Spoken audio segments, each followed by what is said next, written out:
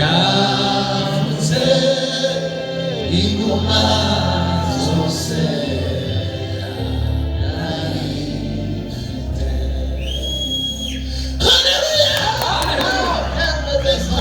zajyandirimba urukundo rw'umukiza wavuye mu ijima zajyanirata umusaraba wa Yesu wambereye igiriro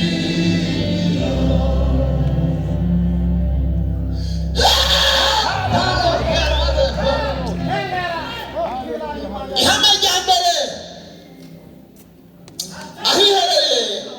ahiherereye niho ukuri guherwa intebe ngari mu biganiro dukorana. It is in the secret place that truth takes the highest seat in our conversations and dealings.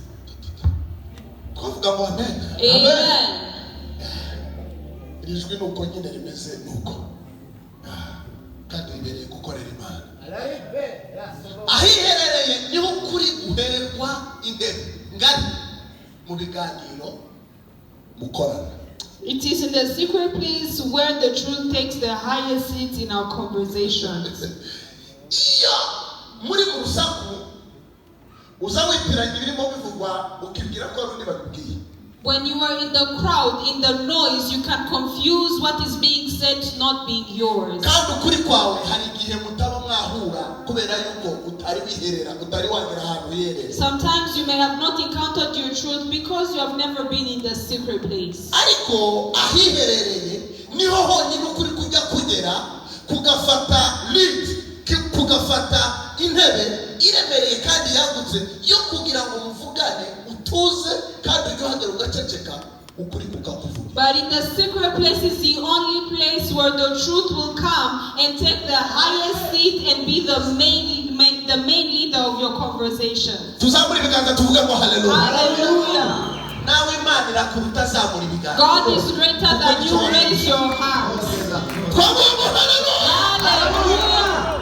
Ukuri kugira ururimi ruvugwamo. The truth has its language. Kandi ukuri kugira ijwi. And it has a voice. Kandi ijwi ry'ukuri n'ijwi ry'ikinyoma biratandukanye. And the voice of the truth is different from the voice of the lie. Kandi ijwi ry'ikinyoma rizariza mu gihe wananiwe kwiherera. The voice of the lie comes when you have failed to go into the secret place. Ariko iyo wemeye kwiherera uzura n'ijwi ry'ukuri kuko riba ryafashe intebe y'icyubahiro. But when you allow it to go into the secret place, you allow the truth because it has taken the highest. In all the meetings, there is a highest seat. And that highest seat goes to the guest of honor or the leader of the conversation. When you are in the secret place, truth takes the highest seat. And it says, now we can finally meet. It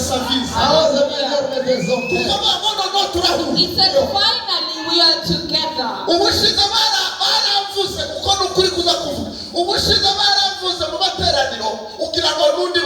It says, in last time in the service they spoke about me and you thought it was someone else. It tells you last time they spoke and you thought it was for all the singers.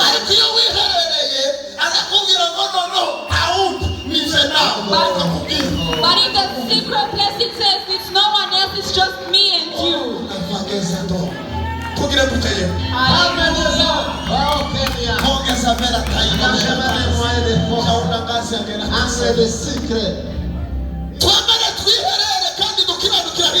Let's accept to be in the secret place and have integrity in the secret place.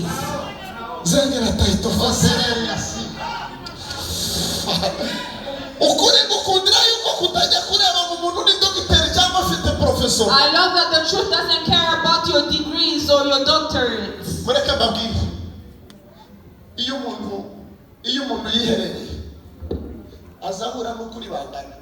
When you are in the secret place, you meet the truth that is equal to you. You even, when you're lucky, you meet the truth that is greater than you. Amen. Hallelujah.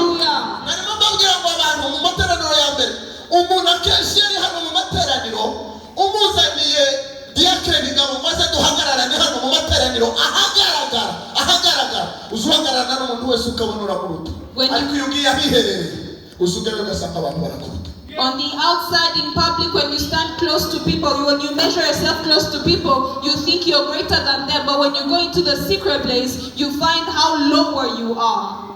We thank God for His truth that He has given. Ukuri kuganira n'inzego zose, ukuri kuganira n'urwego rwa buri muntu, amashuri, amafaranga, icyo ufite, ukuri ntabwo kujya gutinya, kujya kukubwira ngo nubwo utunze ibya mirenge uri umuhemu. The truth is not afraid of your levels. It says, even if you have so many riches, you have betrayed people.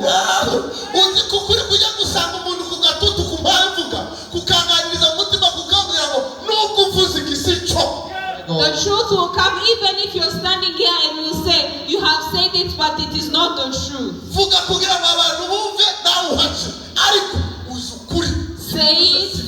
Say it for people to hear you and for the days to go by, but what you're saying is not the truth.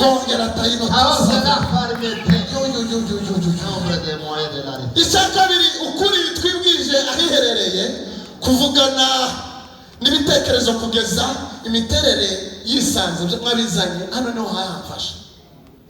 Ntimurashika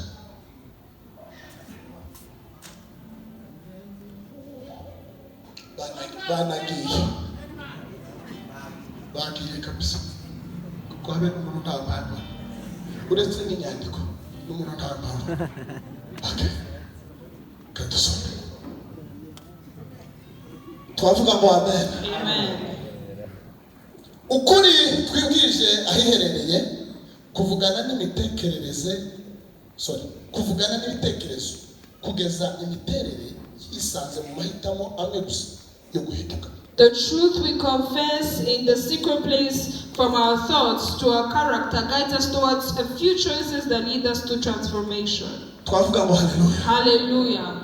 Torero ry'Imana abakundwa ndagira ngo twumve hona mato. I want you to listen to this. Ukuri twibwije tukakwibwiza tutari mu bantu ahubwo tukakwibwiza twiherereye. Dore icyo kuza gukora kuvugana n'ibitekerezo byacu. Ntabwo ari ukuri gushobora kuza ngo kuze jeje kwiherera ukuri kuje kuvugana na executive pastor. Oya, kuvugana n'ibitekerezo byacu kugeza ibitekerezo zacu bikagenda bihindura imiterere kugeza imiterere yisanze. Twavuga ngo amen. Amen. Amen. Hallelujah. Amen. Uvanezerewe cyane. Hallelujah. Twazamura ibiganza gatanga hallelujah. Let's raise our hands and give hallelujah. Hallelujah.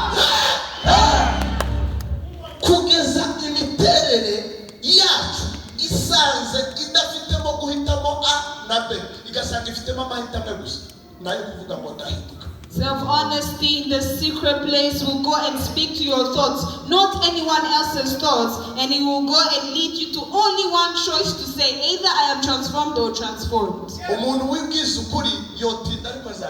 A person who is honest with himself might delay, but they will be transformed. Amen. Amen. Amen. Amen.